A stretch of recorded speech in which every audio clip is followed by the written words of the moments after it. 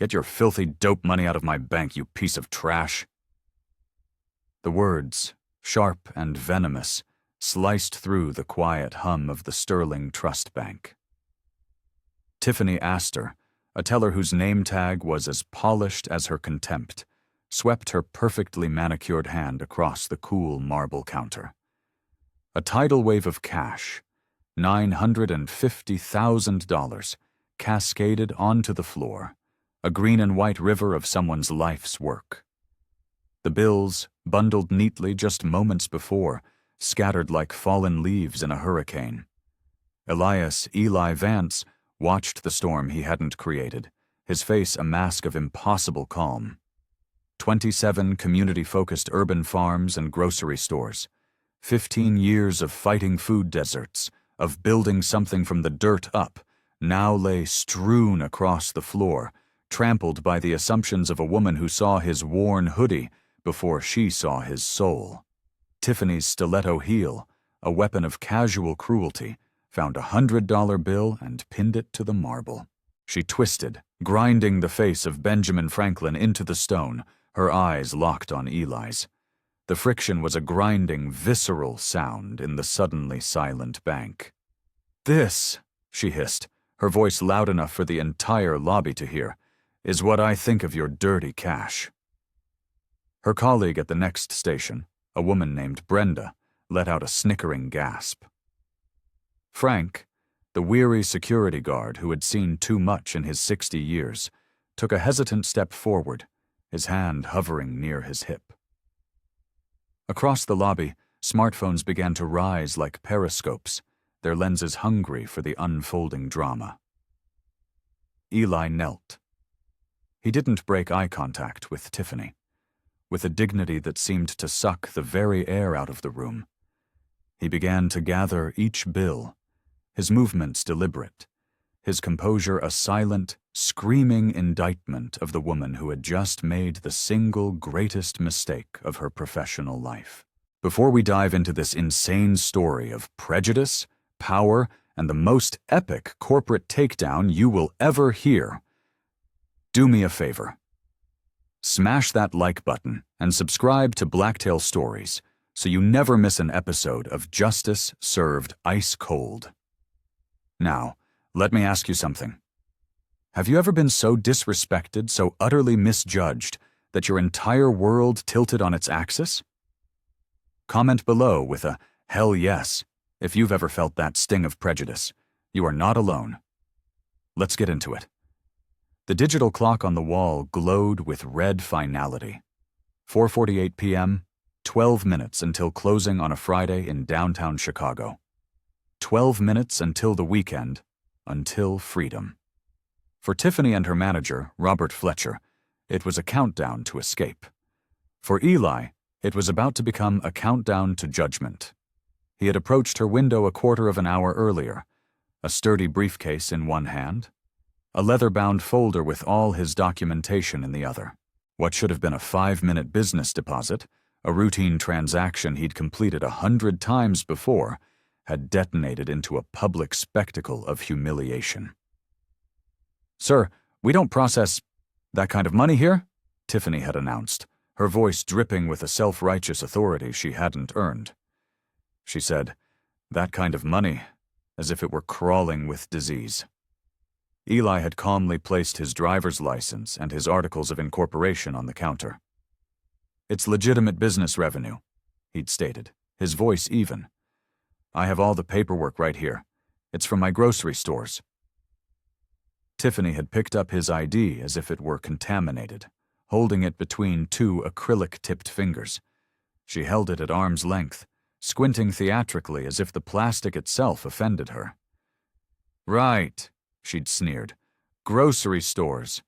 Dope money always comes with a good story." Brenda, her work bestie, had leaned over from the adjacent station. "Another one trying to wash his cash before the weekend?" she'd whispered, a stage whisper designed to carry. The two women had exchanged a look of shared, ugly superiority. It was them against the world, and today, Eli was the world.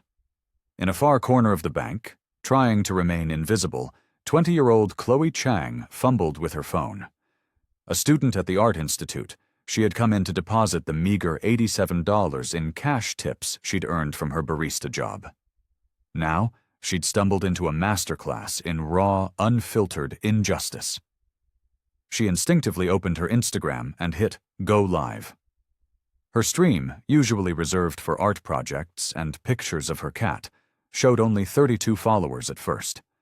But the number was already starting to tick upward. "Y'all, you are not going to believe this," Chloe whispered into her phone's microphone, her heart pounding against her ribs. "This teller at Sterling Trust just threw this man's money, like a whole mountain of cash, all over the floor and called it drug money. To his face. It's happening right now." During the confrontation, Eli's wallet had slipped from his jacket pocket and fallen open on the floor. Chloe's camera, shaky as it was, caught a flash of what looked like an American Express Centurion card, the mythical black card. But the angle was wrong, to be certain. A sleek, unfamiliar car key fob with a minimalist silver logo peeked out from his pocket. But Tiffany wasn't looking at details. She was performing. "Large cash deposits," she announced, her voice rising to fill the space, "especially in small denominations, require manager approval due to suspected money laundering activities." She emphasized each word as if reading from a sacred text, a Bible of bigotry she had memorized. Her manager, Robert Fletcher, sat in his glass-walled office just 30 feet away. Everyone in the lobby could see him. And everyone could see the game of solitaire glowing on his computer screen. When Tiffany had knocked sharply on his door, he'd frantically minimized the game, straightened his tie, and emerged with an air of profound irritation, as if he were a king disturbed from vital state business. "What seems to be the issue, Tiffany?" he'd asked, pointedly ignoring Eli, addressing his employee as if the man gathering his life's work from the floor were nothing more than a piece of furniture. "This gentleman," Tiffany had said, pausing before the word, loading it with enough disdain to poison the air, "wants to deposit nearly $1 million in small bills." Robert Fletcher finally glanced at Eli, his eyes sweeping over the worn hoodie, the rugged but clearly expensive work boots, and the exhaustion etched around his eyes. He didn't see a successful entrepreneur. He saw a problem standing between him and his 5:15 p.m. tea time. "Has he provided proper identification?" he'd asked Tiffany, still refusing to make eye contact with Eli. "He has an ID," Tiffany replied with a conspiratorial eye roll. "But you know how easy those are to fake these days." 4:52 p.m., 8 minutes until closing. Chloe's follower count hit 300. The comments began to pour in, a digital torrent of outrage. "This is straight-up racism! Call the news! Someone get this on Twitter now! This is so messed up!" Chloe's whispered narration grew more confident. "They're treating this man like a criminal just for having his own money," she told her growing audience. "Like, what kind of twisted sense does that even make? Look at them." Frank, the security guard, had positioned himself behind Eli, his hand now resting uneasily on his radio. At 62, Frank had worked security for 15 years after being laid off from a steel mill. He knew the protocol, but he also knew injustice when he saw it. The customer wasn't shouting, wasn't threatening, wasn't causing a scene. He was just there, on his knees, collecting his scattered fortune with a terrifying, otherworldly composure. "Sir," Frank said, his voice lacking any real conviction, "we're going to need to see some additional identification." Eli straightened up, the last of the bills now organized in a neat stack in his hands. He looked past Frank, his gaze landing on the manager. "What additional identification do you require, beyond a valid state driver's license and the certified articles of incorporation for a legal business deposit?" he asked, his voice still quiet, yet somehow the loudest thing in the room. Robert stepped closer, puffing out his chest. The Patriot Act requires enhanced scrutiny for large cash transactions. We have, anti-money laundering protocols to follow." "I see," Eli said, his eyes narrowing slightly. "And what specifically, Robert, appears suspicious about documented revenue from 27 community grocery stores that primarily serve low-income neighborhoods?" Tiffany's voice rose another octave, a shrill beacon of prejudice. "Sir, I cannot and will not process funds from questionable sources. Bank policy states no such thing," Eli interrupted. His voice was still quiet, but it was now laced with something cold and hard as steel. It was the voice of a man who didn't just follow policies but wrote them. Chloe's stream exploded to 700 viewers. Her hushed commentary was electric. "This man is so calm, like it's actually scary calm. If someone threw my money on the ground and called me a drug dealer, I'd be screaming my head off right now." The other customers in the lobby had formed a silent, watching semicircle. Mrs. Gable, there to cash her Social Security check, clutched her purse to her chest. A young couple applying for a car loan whispered nervously to each other.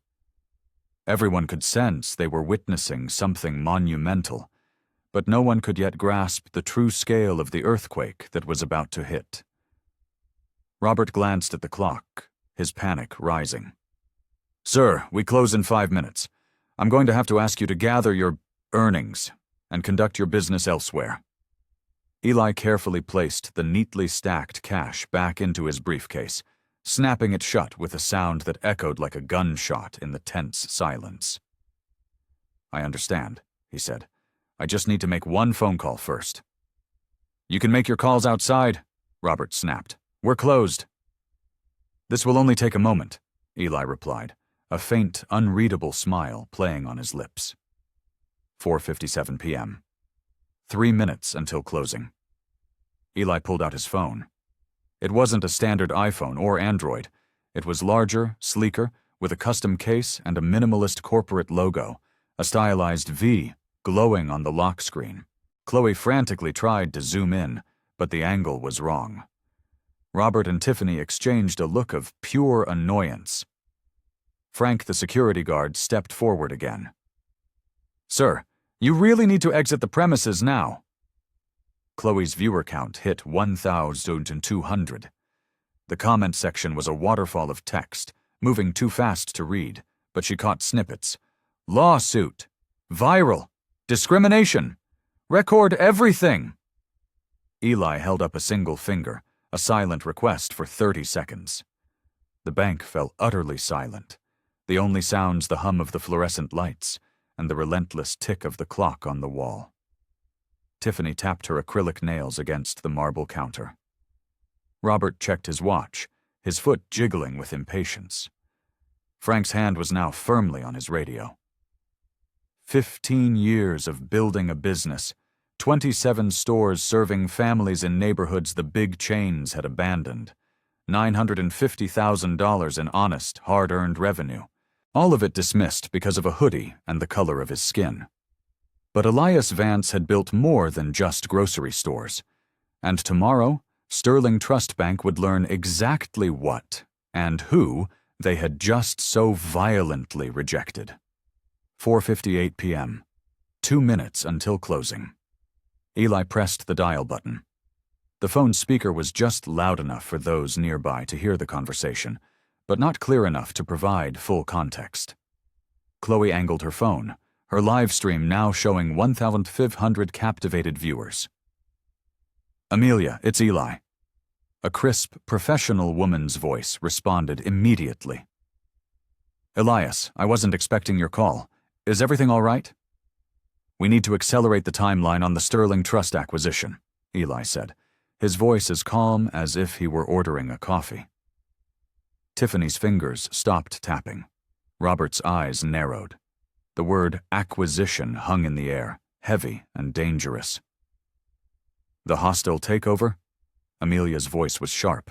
"I thought we were waiting until next Thursday's board meeting for final approval." Eli's eyes swept across the lobby, a predator surveying its territory. They settled on Robert's pale, confused face. "Change of circumstances," Eli said. "There's been a material event revealing a profound cultural rot. Execute the hostile takeover protocols immediately. Full asset leverage." 4:59 p.m. 1 minute until closing. Amelia's voice, now crackling with legal authority, came through the speaker.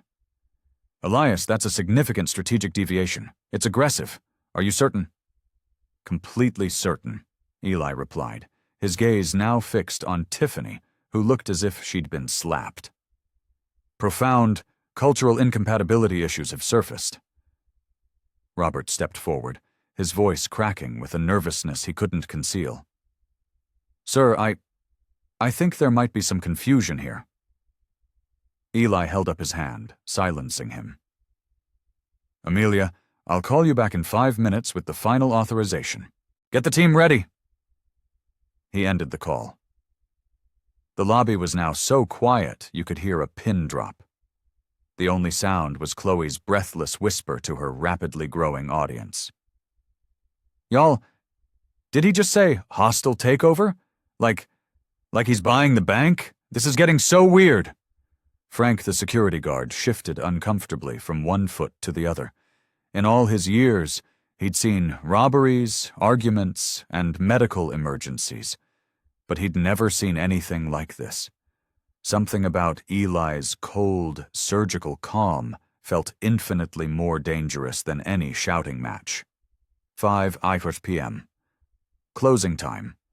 A soft electronic chime echoed through the bank. Tiffany's computer screen automatically locked as the end-of-day procedures initiated. The chime, normally a cheerful signal of release, sounded today like a funeral bell. "Sir, the bank is now closed," Robert announced, his voice straining for an authority he no longer felt. "You need to leave, immediately." Eli remained perfectly still. "I need 2 more minutes of your time." "You need to leave now," Frank said, his voice carrying the weight of policy, but his heart wasn't in it. Chloe's stream exploded. Comments flew by. "Someone Google Elias Vance Vanguard Capital." "This is about to get crazy." "Oh, snap." Her follower count rocketed past 2,000. She'd never had more than 100 people watch her stream before. She knew, with a certainty that chilled her, that she was documenting history. The other customers, Mrs. Gable and the young couple, were gathering their things, but no one was actually leaving. They were rooted to the spot, spectators at a drama they didn't understand but couldn't turn away from. "I've never seen anything like this in 40 years of banking here," Mrs. Gable whispered to the couple, her eyes wide. 5:01 p.m. Eli pulled out his phone again, but this time he also reached back into his briefcase. His movements were slow, deliberate, almost ceremonial.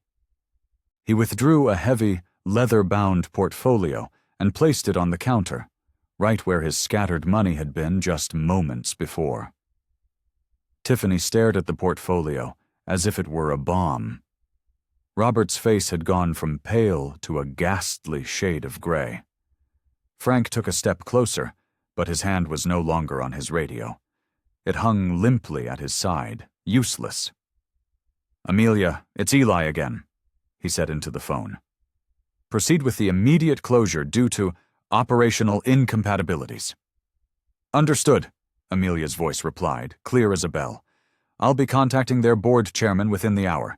Should I cite discriminatory practices in the formal SEC filing?" The question detonated in the lobby. Tiffany's mouth fell open in a silent, horrified, "Oh." Robert grabbed the edge of the counter to keep himself from falling. Chloe nearly dropped her phone. "Document everything," Eli said, "and initiate a full legal review of their hiring practices and employee complaint history. All of it." He ended the call and looked directly at Robert Fletcher. "Now," he said, his voice a soft, deadly whisper, "we can discuss this properly." 5:02 p.m. As if on cue, Robert's personal cell phone buzzed violently in his pocket. Then again. Then it began to ring, a frantic, insistent shriek. The caller ID displayed a name that made Robert's blood run cold. Patricia Crane, board chairwoman. I need to take this, he stammered, backing away toward the false security of his office. Take it here, Robert, Eli suggested, his voice quiet but carrying an undeniable command. I think we should all hear this conversation. Something in Eli's tone froze the manager in his tracks. It wasn't a request. It was an instruction delivered with the bone-deep confidence of a man accustomed to absolute obedience. Chloe's camera captured Robert's trembling hand as he swiped to answer, fumbling to activate the speakerphone. Hello, Miss Crane? Robert, what in the goddamn hell is happening at your branch? Patricia Crane's voice was pure ice, a blade of controlled fury. My phone is exploding with calls from the board. Our pre-market stock is plummeting, and I'm getting alerts about some incident going viral on social media. Something about discriminatory practices? Robert's eyes darted wildly between Eli's unmoving face and the phone in his hand.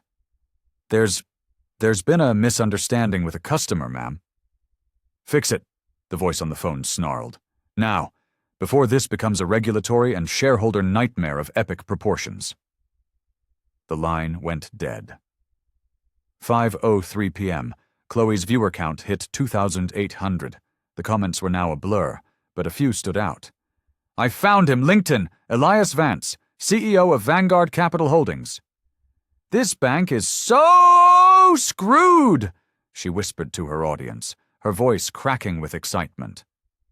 Y'all, people in the comments, they're saying this dude owns, like, one of the biggest investment firms in the country. I can't confirm that, but Tiffany's colleague, Brenda, who had been snickering just minutes before, had gone completely silent. She was staring at her computer screen, her face drained of all color. She had been Googling during the commotion, and she'd found something that made her feel physically ill. Tiffany, she whispered urgently, her voice trembling. Tiffany, look at this. But Tiffany couldn't look away from Eli, who had just opened his leather portfolio and was reviewing a thick stack of documents with the methodical precision of a man not begging for service, but evaluating an asset for liquidation. 5:04 p.m. Frank's radio crackled to life. Unit 12, what's your status on the situation at Sterling Trust? We're getting calls. He looked at Eli, then at the melting down Robert, then at the crowd of customers who now refused to leave, their phones all out and recording. The situation was, what was the word? Unprecedented. Surreal. A man had been publicly humiliated for trying to deposit his own money. That same man had just made phone calls about hostile takeovers and SEC filings, and now everyone in the bank looked like they had just seen a ghost. The situation is complex, Frank said into his radio, his voice strained. No immediate physical threat, but what? He had no words for what he was witnessing. I think we might need a supervisor down here. Eli closed his portfolio with a soft, final thud. He stood to his full height for the first time since the confrontation began. And he smiled. It wasn't a warm smile. It wasn't a vindictive smile. It was the smile of a scientist who had just confirmed a hypothesis in the most spectacular way imaginable. Actually, Eli said, his voice carrying clearly across the silent marble lobby, I think we have all the supervision we need right here. Chloe's phone showed 3,247 viewers and was climbing by the second. In her excitement, she'd forgotten to whisper. Her voice came out loud and clear. Y'all, I think we're about to find out exactly who this man is. 5:05 p.m. Eli reached into his jacket and withdrew a business card. Not from a flimsy wallet, but from a sleek carbon fiber case marked with a single, elegant V. He placed it deliberately on the counter, right in the center of the space where his money had been scattered. The card was thick, heavy stock, the lettering embossed in platinum foil that caught and fractured the fluorescent lights. Chloe zoomed her camera in, her stream now showing 3,800 viewers. Her phone focused, and she read the words aloud, her voice trembling with the magnitude of the revelation. Elias Vance, founder and chief executive officer, Vanguard Capital Holdings. The lobby didn't just go silent. It entered a state of suspended animation. It was the kind of absolute stillness that happens when a dozen human brains simultaneously crash and reboot. Tiffany stared at the card, as if it were written in a language from another dimension. Robert's mouth opened and closed, but no sound came out, like a fish gasping for air. Frank's hand fell completely away from his radio, his professional training utterly useless against the reality of the situation. Chloe's voice cracked with dawning, terrifying understanding. "Oh my God," she breathed into her phone. "Y'all, this man doesn't just have money. He owns the money." 5:06 p.m. Eli pulled out a tablet. The device he'd been using earlier wasn't a phone. It was a custom-built military-grade tablet with encrypted corporate applications. He swiped it open, and the screen lit up with a dashboard displaying a dizzying array of financial data in real time. Across the top, in bold letters, it read, VCH Portfolio Overview. Below it, a list of assets scrolled by, 114 branch locations, real estate holdings, tech subsidiaries, and at the very bottom of the screen, highlighted in an ominous, pulsing yellow, Sterling Trust Bank, pending acquisition, $1.2 billion approved. Robert Fletcher saw it first. His knees audibly buckled. He swayed, catching himself on the counter. That's us," he choked out. "That's our bank." Tiffany's voice was a ghost of a whisper. You're buying us?" Eli tilted the tablet so Chloe's camera could capture the screen in perfect, high-definition clarity. Her 3,800 viewers could now see the documented, irrefutable proof of what they'd been frantically guessing in the comments.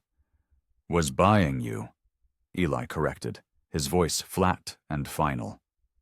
Past tense. 5:07 p.m. Robert's phone, which had been momentarily silent, erupted again with a cacophony of calls and texts.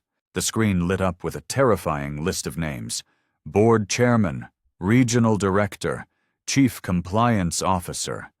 He let them all ring, his brain no longer capable of processing anything beyond the man standing in front of him. "Mr. Vance," Robert stammered, his entire body shaking. "There has been a terrible, terrible misunderstanding." "No misunderstanding, Robert," Eli said, his voice cutting through the manager's pathetic excuses. "Your employee called my legitimate business revenue dope money. She threw nearly $1 million on the floor of your bank and ground her heel into it. You, her manager, supported and validated her actions. This entire interaction has been meticulously documented by—" Eli paused and glanced pointedly at Chloe's phone. Now 4,200 live witnesses. Chloe's comment section was a blur of pure pandemonium. "Holy saw, bank CEO gets discriminated against in his own bank. This is going to be legendary. Tiffany is so fired, Elmau." 4:08 p.m. Tiffany finally found her voice, though it was mangled by shock and terror. "Sir, Mr. Vance, I didn't know." "You didn't know," Eli repeated, his voice dangerously soft. "That's the entire point. You didn't know, so you decided. You made a decision based on my clothes and my skin color. You saw a black man in a hoodie and your brain defaulted to criminality. That assumption, Tiffany, just cost your bank a $1.2 billion acquisition." The number hung in the air, a monstrous 9-figure ghost. It had a physical weight that seemed to press down on everyone in the room. Tiffany's face went completely white. She looked like she might faint. Robert gripped the counter with both hands, his knuckles turning white. Eli continued, his voice never rising, which somehow made it all the more devastating. But more importantly, your actions revealed a deep institutional bias, a cultural rot, that makes this entire organization fundamentally unsuitable for partnership with Vanguard Capital Holdings. 5:10 p.m. Patricia Crane's voice, now frantic, screamed from Robert's speakerphone, which he'd forgotten was still on. "Robert, are you still there? I'm getting calls from the Wall Street Journal. I need an immediate status update." Eli gestured for Robert to answer. The movement was simple, but it carried the absolute authority of a man used to directing conversations involving nations' GDPs. "Put her on speaker, Robert. This conversation concerns everyone in this room." Robert's hands shook so violently he almost dropped the phone. "Patricia," he croaked, "Mr. Vance is here, in the lobby. The situation has become extremely complex." "Mr. Vance." Patricia's voice was now tight with the controlled panic of a captain whose entire fleet was sinking in real time, all while being broadcast live to the world. "Sir, I want to personally and professionally apologize for any disrespectful treatment you may have received from our staff." "Patricia," Eli said, addressing the phone as if she were in the room, "your apology is noted and has been recorded by our current audience of... let's see." He glanced at Chloe's phone.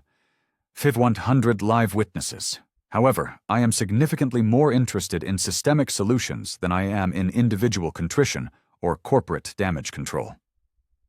5:12 p.m. Eli opened his portfolio to a specific page marked with red tabs. Your bank's primary credit facility, your wire transfer capabilities, your ATM network, and your electronic payment processing. It all runs through a clearinghouse called Apex Financial Services. Are you familiar with them?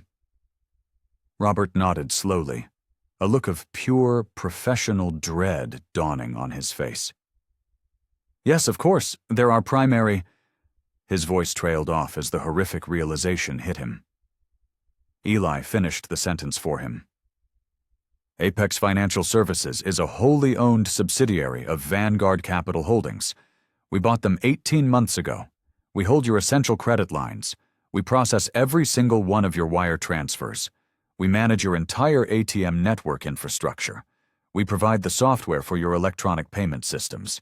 Essentially, Robert, your bank's ability to open its doors tomorrow morning depends entirely on my company's continued cooperation." The mathematical and operational reality of that statement crushed down on everyone present like a physical weight. Tiffany slid down the wall she was leaning against, her designer heels clicking uselessly against the marble.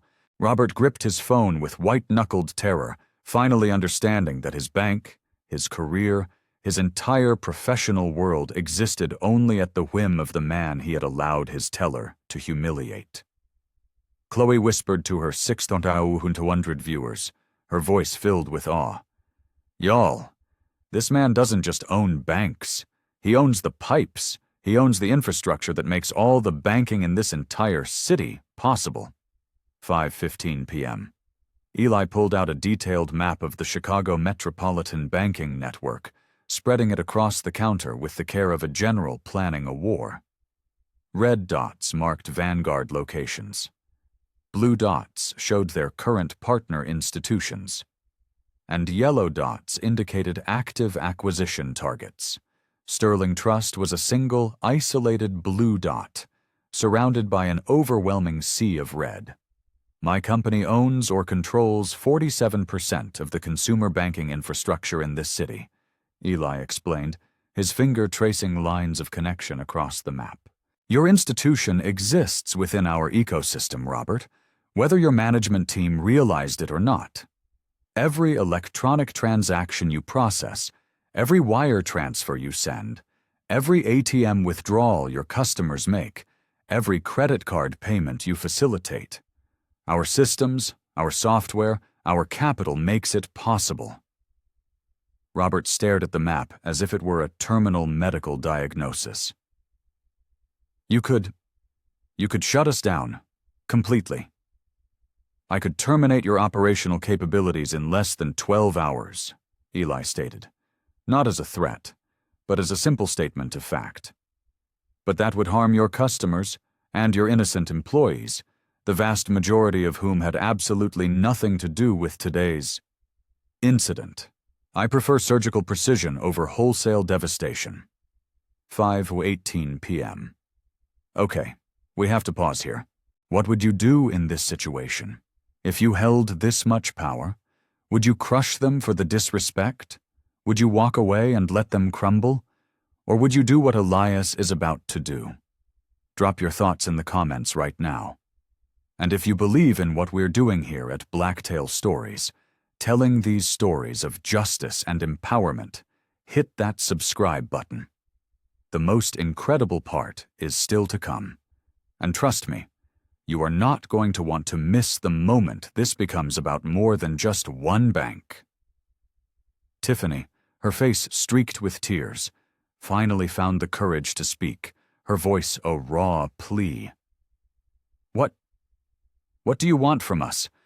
What would make this right? Eli looked at her, truly looked at her for the first time since he had revealed his identity. His gaze was steady, not cruel, but intensely analytical.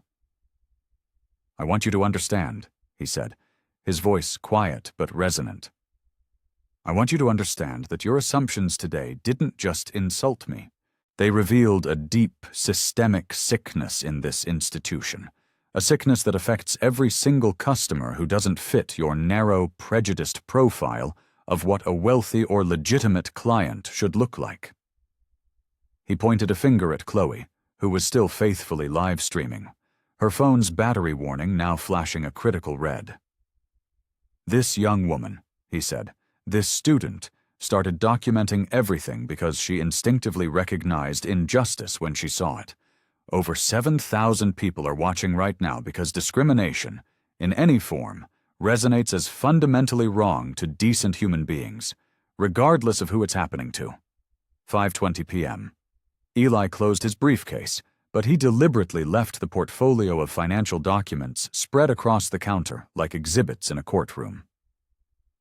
Here's what happens next, he announced.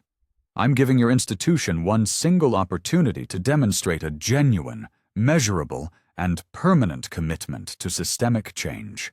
Robert leaned forward, practically vibrating with desperation, sweat staining the collar of his expensive shirt. Anything.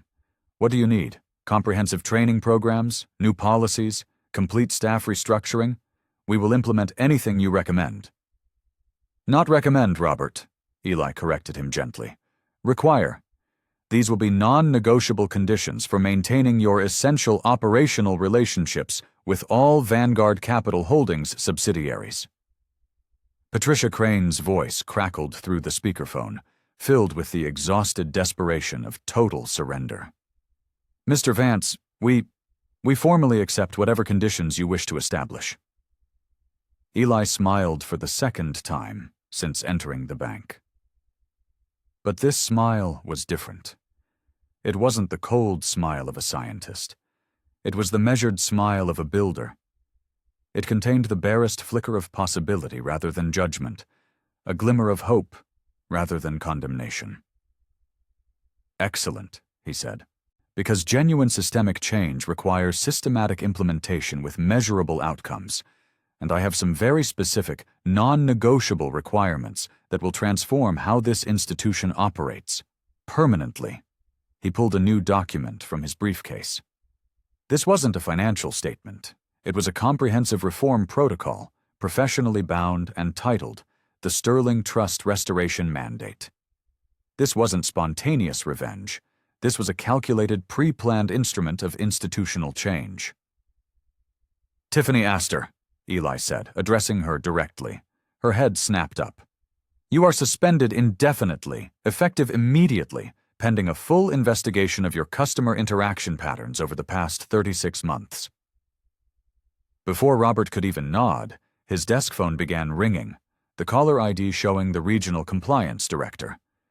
The system was already working. Second requirement, Eli continued, his voice calm and clear. Customer dignity standards. Every teller station and manager's office in every Sterling Trust branch will be equipped with high-fidelity audio and video recording. All interactions with customers conducting transactions over $10,000 will be subject to random monthly review by an independent third-party ethics firm. Tiffany's voice, a mix of shock and desperation, broke through. Video cameras recording us? That seems excessive for a bank. Eli looked at her, his expression unreadable. Tiffany, you threw $950,000 of my money on the floor and called me a piece of trash in front of a lobby full of people. Body cameras seem like basic accountability, not excessive oversight. Chloe whispered to her audience, now numbering over 8,000. Y'all, he came prepared. He had this whole reform plan ready to go. This was never just about making a deposit. This was a stress test, and they failed. Third requirement, Eli announced, flipping the page. Technology integration. My company has developed a proprietary bias detection software. It analyzes interaction patterns, identifies discriminatory treatment by cross-referencing demographic data, and flags disproportionate service delays, fee applications, or security alerts. This software will be installed on every single computer in your entire network. Robert stared at him, dumbfounded. Does a software like that even exist? It does now, Eli replied. We developed it after acquiring 3 other regional banks with similar cultural rot issues. Pattern recognition prevents individual prejudice from becoming institutional policy. Finally, Eli turned to the last page of his reform protocol. Fourth, and most important, the Second Chance Initiative. Tiffany, I'm not interested in ruining your life. I'm interested in reprogramming your perspective. You will participate in a 6-month, company-funded fellowship at a non-profit organization that works with formerly incarcerated individuals seeking to re-enter the workforce. You will learn their stories. You will help them build budgets. You will sit with them, eat with them, and see the full spectrum of their humanity. After that, and only after that, you will spend 1 year speaking at other financial institutions about your experience with unconscious bias and its devastating real-world consequences. He looked at her, his gaze piercing. I am giving you an opportunity to transform a career-ending mistake into a life of meaningful advocacy. People learn far more from a reformed sinner than they do from a perfect saint. The choice is yours. Chloe's camera captured Tiffany's face as tears began to stream down her cheeks. Not tears of shame or fear, but tears of shocked, unexpected relief and the overwhelming possibility of redemption. 5:29 p.m. Eli closed the restoration mandate and returned it to his briefcase. He pulled out the original deposit slip from his transaction an hour earlier, now a lifetime ago. I will return 1 month from today to make my standard business deposit, he said, handing the slip to a trembling Robert Fletcher. Your bank's response on that day will determine whether our professional relationship continues or whether Sterling Trust requires a complete change in management. He then looked directly at Chloe. Thank you, he said simply. Your documentation made this institutional change possible. Individual witnesses can be dismissed or discredited. 8,000 witnesses create a revolution. 5:30 p.m. Eli straightened his hoodie, the very same piece of casual clothing that had triggered the entire confrontation. He picked up his briefcase, ready to leave. Real change happens when preparation meets opportunity, he said to the entire lobby. Today, your discrimination gave me the opportunity I was waiting for to implement systemic reform across an entire banking network. He walked toward the exit, then paused at the door and turned back to Robert. The next customer who walks into this bank wearing a hoodie and carrying a briefcase full of cash. Treat them with the same respect you'd show a man in a $3,000 suit. Not because they might secretly be a billionaire, he said, his eyes finding Chloe's camera one last time, but because they're a human being. Chloe's live stream showed 9,427 viewers as Eli reached the door. Her battery was at 1%, but she managed one final breathless comment for her audience. Y'all, I just watched one man change an entire system without raising his voice, without making a threat, without firing a single shot. This is how you fight. Not with anger, but with intelligence, with evidence, and with a strategy so brilliant they never even see it coming. The marble lobby fell silent as Elias Vance, CEO, reformer, and quiet revolutionary, walked out into the Chicago afternoon, leaving behind him a bank, a career, and a set of policies that would never, ever be the same. This story isn't just about one man's victory, it is a blueprint. It is proof that intelligence, preparation, and dignity are the ultimate weapons against ignorance and hate. If this story moved you, if it made you angry, and if it ultimately gave you hope, then please share it with someone who needs to see it. Subscribe to Blacktail Stories and hit that notification bell, because our mission is to tell the stories that matter. In the comments below, tell us about a time you witnessed an injustice, big or small. Your story matters. Your voice has power. Let's use it together to build a world where everyone is treated with the dignity they are owed. Until next time, stay vigilant, stay prepared, and remember that one person, with one camera, can change everything.